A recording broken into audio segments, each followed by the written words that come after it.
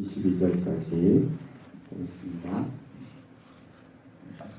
한 절씩 들어가시겠습니다. 여호와의 눈은 의인을 향하시고 그의 귀는 그들의 부르짖음에 기울이시는도다. 여호와의 눈은 악을 행하는 자를 향하사 그들의 사치를 땅에서 끊어하시는도다. 의인이 부르짖음에 여호와께서 들으시고 그들의 모든 환난에서 건지셨도다. 여호와는 마음이 상한 자를 가까이 하시고 충심으로 통회하는 자를 구원하시는도다. 의인은 고난이 많으나 여호와께서 그의 모든 고난에서 건지시는도다. 그의 모든 뼈를 보호하시며 그 중에서 하나도 걷히지 아니하도다. 악이 악인을 죽일 것이라. 의인을 미워하는 자는 벌을 받으리로다. 여호와께서 그의 종들의 영혼을 속량하시나니 그에게 피하는 자는 다 벌을 받지 아니하리로다. 아멘. 오늘 이 시편 34편은 다윗의 시입니다. 제 위에 제목에 보면 다윗이 아비멜렉 앞에서 미친 채 하다가 쫓겨나서 지은 시다, 이렇게 제목이 되겠습니다. 다윗이 사울 왕에게 쫓겨서 도망을 다니고 또 도망을 계속 다니다가 급기야 블레셋 가드 땅에까지 도망을 가게 되었습니다. 왜 그렇습니까? 사울 왕이 쫓아오고 있는데 이 이스라엘 땅 안에서는 그 어디도 안전한 곳이 없었기 때문입니다. 그래서 블레셋 가드 땅까지 도망을 가는데 그곳은 안전했는가? 그렇지 않습니다. 다윗이 쓰러뜨렸던 그 골리앗이 바로 이 가드 출신이죠. 그래서 다윗을 알아본 가드의 이 신하들이 왕에게 보고를 하게 됩니다. 이 사람이 이제 장차 사울 왕보다 더 위험한, 우리나라에 더 위협적인 그런 인물이 될 사람이다. 이 말을 들은 이제 다윗이 위기를 모면하기 위해서 어떻게 하면 미친 척하죠. 대문을 막 긁고 침을 이제 질질 흘리고 너무나 이제 굴욕적이지만 그럴 수밖에 없었습니다. 그래서 미친 사람 연기를 하면서 결국 이제 도망쳐 나오게 되는 너무나 참 어려운 힘들었던 그 상황을 지나면서 다윗이 깨달은 것이 있습니다. 그것이 무엇이냐면 여호와만이 이제 나의 피난처시다. 여호와만이 나의 피난처시다. 이스라엘 땅에서는 그 어디에서도 안전한 곳, 피난처가 없습니다. 그렇다고 해도 또 가드 땅도 피난처가 되지 못합니다. 오직 여호와만이 나의 피난처가 되신다. 8절 우리가 읽진 않았지만 8절에 보면 너희는 여호와의 선하심을 맛보아할지어다. 그에게 피하는 자는 복이 있도다. 또 오늘 우리가 읽은 마지막 22절에 여호와께서 그의 종들의 영혼을 속량하시나니 그에게 피하는 자는 다 벌을 받지 아니하리로다. 사랑하는 여러분, 여호와 하나님은 다윗의 피난처가 되실 뿐만 아니라 바로 우리의 피난처가 되십니다. 오늘 우리가 읽은 이 15절에서 22절에는 의인과 악인을 계속 대조하고 있습니다. 의인이 나왔다, 악인이 나왔다, 또 의인이 나왔다, 악인이 나왔다, 이제 마지막 의인이 나오는 그런 구조로 되어 있습니다. 이 부분을 통해서 하나님 말씀하시려는 것은 하나님께서 의인을 돌보신다. 하나님 의인을 특별하게 돌보시고 보살피신다는 것입니다. 마치 부모가 자기 자녀를 사랑해서 특별하게 돌보는 것처럼 하나님께서 의인을 돌보신다. 그 특별하게 돌보시는 내용들을 우리가 하나하나 살펴보면 다음과 같습니다. 15절에 여호와의 눈은 의인을 향하신다. 여호와 하나님은 항상 그 의인을 지켜보고 계십니다. 무엇인가 이렇게 잘못할까 싶어서 그것을 이렇게 잘못을 찾아내려고 감시하는 것이 아니고 부모가 자기 자녀를 보듯이 많은 아이들이 이렇게 있어도 그 중에서 자기 자녀를 더 자기 자녀를 뚫어지게 쳐다보고 그 자기 자녀를 살펴보고 있는 것처럼 그것처럼 사랑의 눈으로 하나님께서는 항상 의인을 지켜보고 계십니다. 그리고 보살피고 계십니다. 또 하나님께서 어떻게 보살피시는가? 그의 귀는 그들의 부르짖음에 기울이시는도다. 여기 부르짖음이라고 표현하고 있는 이 표현은 애굽의 종되었을 때 극심하게 탄압을 받았던 이스라엘 백성들이 하나님께 부르짖을 때 사용했던 그 단어입니다. 그러니까 주변에서 악한 자가 있는 거죠. 핍박하는, 괴롭히는 그런 악한 자가 있는 그 상황에서 고통을 당하고 있는 것을 말합니다. 다윗의 경우를 놓고 보면 이제 사울 왕이 그런 상황이죠. 또 블레셋의 가드 왕이 바로 그런 상황입니다. 이런 그 핍박의 상황 그리고 괴롭힘을 당하는 그 상황에서 그 고통을 하나님께 부르짖을 때, 그 고통 가운데서 하나님께 부르짖을 때 하나님께서 귀를 기울이신다. 그리고 들으신다. 그렇게 말씀합니다. 그러면 이게 들으시고 끝나는 것입니까? 그렇지 않습니다. 16절에 보면 여호와의 얼굴은 악을 행하는 자를 향하사 그들의 자취를 땅에서 끊으려 하시는도다. 여기서 여호와의 얼굴이 악인을 향하신다. 악을 행하는 자를 향하신다. 이렇게 말하는데요. 이것은 그냥 단순히 하나님이 이제 의인도 향하시고 또 악인도 향하신다. 하나님의 그 여호와의 눈은 의인을 향하신다. 그리고 그 얼굴은 또 악인을 향하신다. 이런 의미도 있지만, 그러니까 의인도 보시고 악인도 보시는 그런 의미도 있지만, 그 다음 또 17절에 다시 의인이 부르짖고, 그 17절에 보면요, 다시 그 의인이 부르짖음에 여호와께서 들으시고 그들의 모든 환난에서 건지셨도다. 이렇게 나오는 것을 볼 때 그냥 단순히 하나님이 의인도 또 악인도 향하신다 하는 그것보다는 조금 더 깊은 의미가 있습니다. 그러니까 그 앞에도 부르짖음이 나오고 또 그 다음에도 17절에도 부르짖는 게 나오죠. 그 사이에 여호와의 얼굴이 악인을 향하신다. 이 표현이 있는 것은 의인의 이 부르짖음과 악인을 향하시는 이 향하신 사이에 관계가 있는 것입니다. 그러니까 다시 말해서 의인의 부르짖음을 들으시고 악인을 향하신다. 우리가 이렇게 볼 수 있습니다. 그러니까 의인이 자기를 이렇게 괴롭히고 고통스럽게 하는 그 악인으로 인해서 고통하면서 그 상황 가운데에서 하나님 밖에 도움이 없는 거죠. 우리 아까 부른 찬양처럼 힘이 없고 상대는 너무 강하고 나는 아무 힘이 없고 부르짖는 겁니다. 우리 하나님께 부르짖는데 이 상황 가운데 개입하여 주시기를 하나님 도와주시기를 부르짖어 기도할 때 여호와께서 그 부르짖음을 들으시고 응답하셔서 그 악인을 향하시고 심판을 하시는 것입니다. 이스라엘 백성들이 애굽에서 종살이할 때 그랬습니다.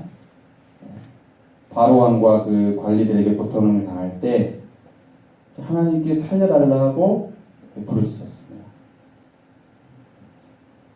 하나님은 그들의 부르짖음을 들으시고 당시 최고의 강대국 애굽과 또 바로 왕에게 그 하나님의 능력의 손, 강한 손을 펼치셔서 10가지 재앙을 부으시고 그들을 이렇게 심판하셨습니다.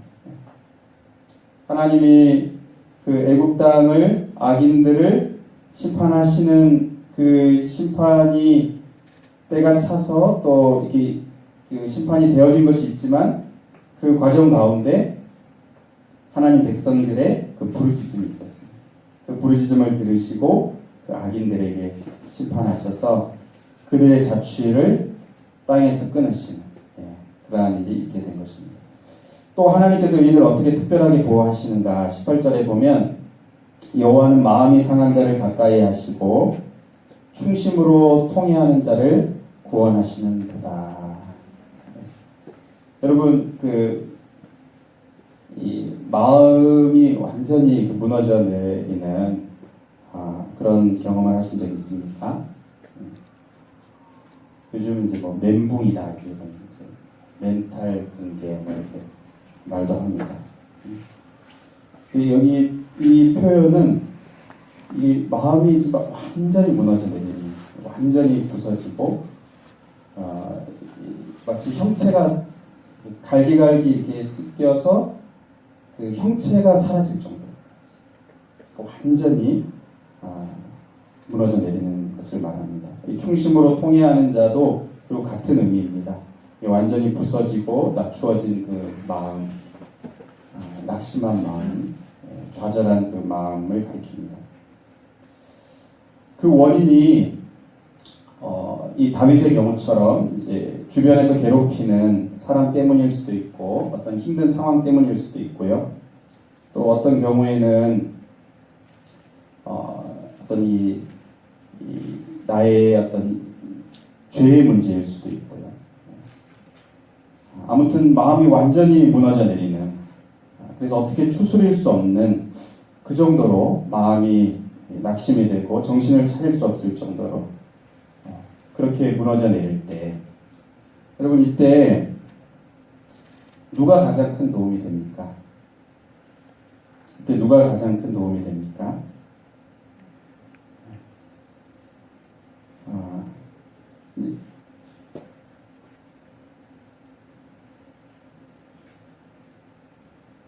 아내나 남편이 별로 도움이 안 되는 건 확실합니다. 그렇죠? 누가 가장 큰 도움이 됩니까?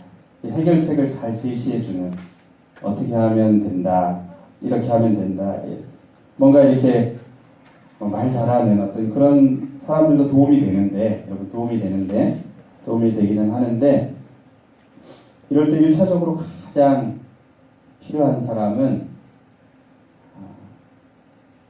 곁에 있어주는 사람입니다. 어떤 아무 말을 하지 않더라도 지금 완전히 다 무너져 내렸어요. 도대체 아무 정신이 없습니다. 도대체 뭘 어떻게 해야 될지 모르는 그런 상황일 때 곁에 와서 있어주고 또 말없이 손을 잡아주고 그냥 곁에 와서 이렇게 눈을 맞춰주는데 그 눈이 말을 하는 것 같아요. 나는 이게 내 편이다 이렇게 말을 하는 것 같습니다. 말을 하지 않아도 그냥 곁에서 말없이 곁에 있어주는, 어렵고 힘든 순간에 어떤 때는 다들 떠나가는, 곁에 있어주는 사람이 없는, 그때 곁에 있어주는 그 사람, 누구보다도 큰 힘이 되고 위로가 되고 격려가 되는데 하나님이 바로 그런 하나님이십니다. 여호와는 마음이 상한 자를 가까이 하신다. 가까이 하신다. 이게 핵심입니다. 곁에 계십니다. 가까이 와주시는 것. 나는 내 편이다. 이렇게 말씀하시는 것 같습니다. 그냥 곁에 있어주는 겁니다. 든든하게 옆에 있어주는 거죠. 또 하나님께서 의인을 어떻게 돌보시는가? 모든 환난에서 건지신다 이렇게 말합니다. 여기서 여러 번 강조하고 있습니다. 17절에 그들의 모든 환난에서 건지셨도다. 또 19절에 의인은 고난이 많으나 여호와께서 그의 모든 고난에서 건지시는도다. 20절에 그의 모든 뼈를 보호하시며 그 중에서 하나도 꺾이지 아니하도다. 여기서 지금 강조하는 것은 모든입니다. 모든. 그러니까 하나님의 그 돌보심과 하나님의 그 보살펴 주시는 그것이 정말 완전하고 또 완벽하다는 것을 강조하고 있습니다. 여러분, 고난은 누구나 원하는 바가 아닙니다. 아무도 고난을 원하지 않습니다. 더군다나 한두 가지가 아니고 그 많은 고난을 누가 좋아하겠습니까? 하지만 여호와 하나님의 그 건지시는 능력, 하나님의 이 돌보시는 능력, 그 하나님의 그 건져주시는 그 손길을 경험하게 되는 사람은 아이러니하게도 바로 고난을 당하는 사람, 그 사람만이 경험할 수 있습니다. 하나님의 이 손길은 완벽하시, 하나님의 그 도움은 완벽하다는 것을 강조합니다. 그러니까 때로는 우리가 보기에 그렇게 보이지 않는 순간들이 있어도 궁극적으로 놓고 봤을 때 또 그 지나고 나서 봤을 때 하나님의 그 손길은 완벽하다는 것. 모든 환난에서 모든 뼈를 보호하시다. 의인은 고난이 많지만 모든 고난에서 건지신다.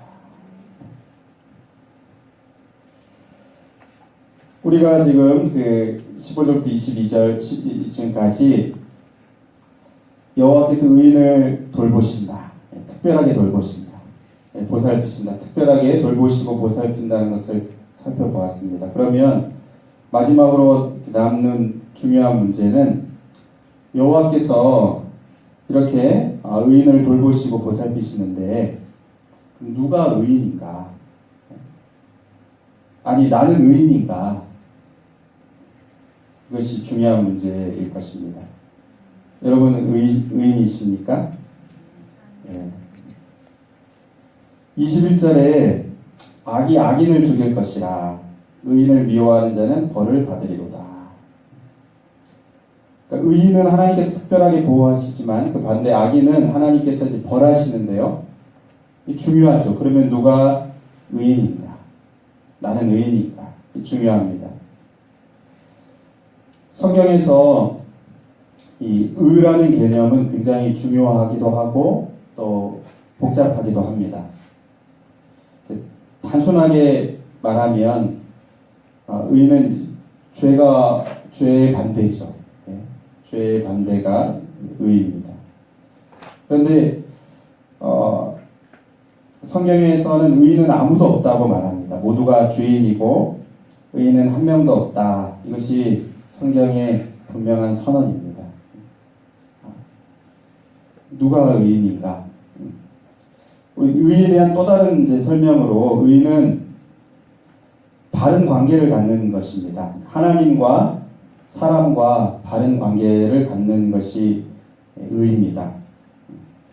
그래서 이 15절에 사실 이 시편에서 의인이란 말이 갑자기 튀어나왔습니다. 15절에. 근데 이 의인이라는 표현을 하기 전에 그 앞에 13절, 14절에 이런 말씀들이 나옵니다. 내 혀를 악에서 금하며 내 입술을 거짓말에서 금할지어다. 악을 버리고 선을 행하며 화평을 찾아 따를지어다. 그러니까 이런 사람이 의인이죠.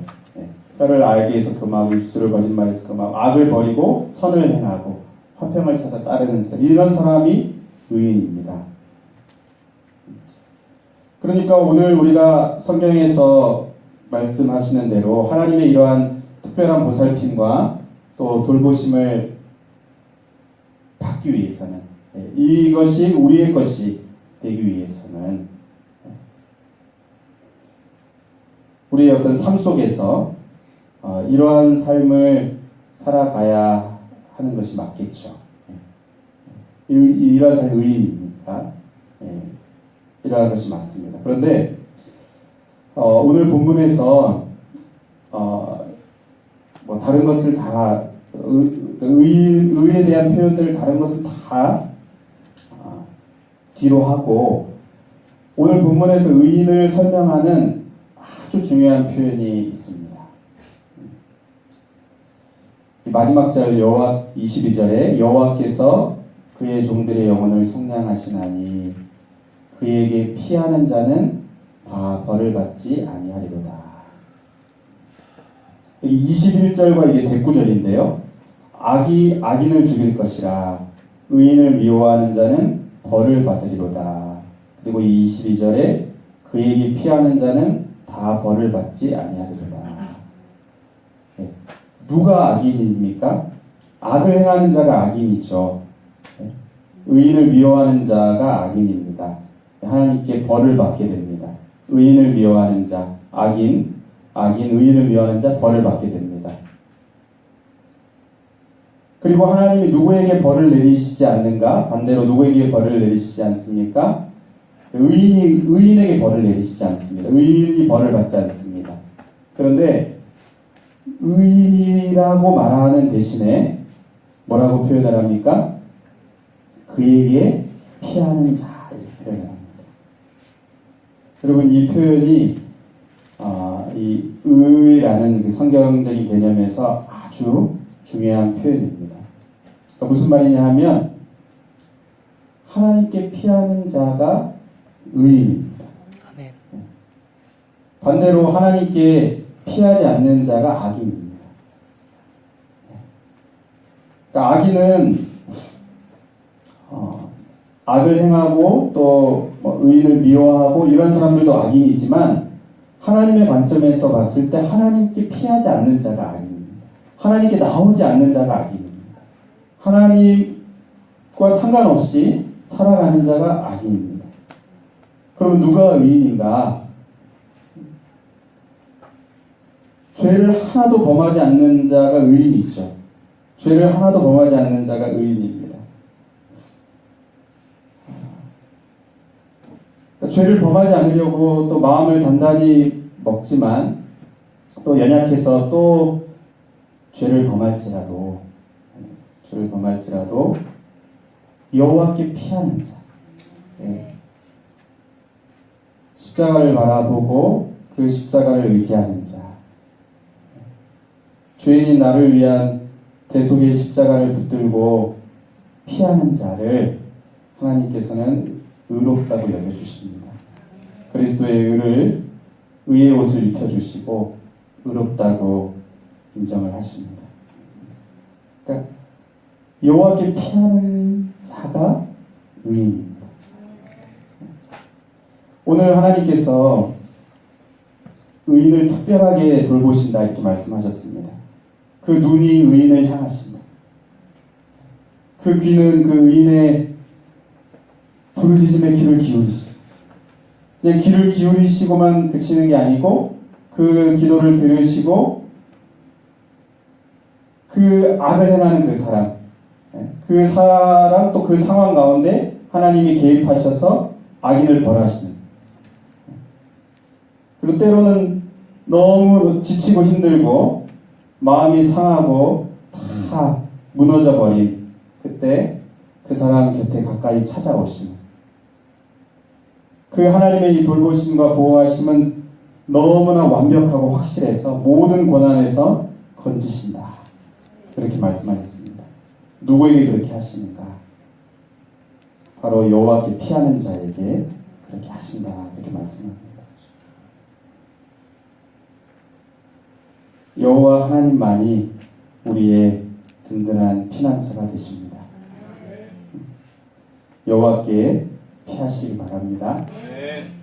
어떤 어려운 상황 가운데서도 아무도 도움이 안 되는 그런 상황 가운데서도 여호와께 피하시고 혹 또 어떤 죄의 무게에 짓눌려서 마음에 상하고 또 공고하고 그런 가운데서도 또 여호와께 피하고 여호와께 피하는 그 사람 여호와 하나님을 나의 피난처로 삼고 여호와께 피하는 그 사람을 하나님께서 그 사람의 든든한 피난처가 되어 주십니다. 여호와께 피하는 그러한 저와 여러분 되시기를 간절히 소원합니다. 우리 시간 같이 찬양 아까 했던 그 나의 안에 거하라 이 찬양 하나 하시고 기도하시겠습니다. 나의 안에 거하라.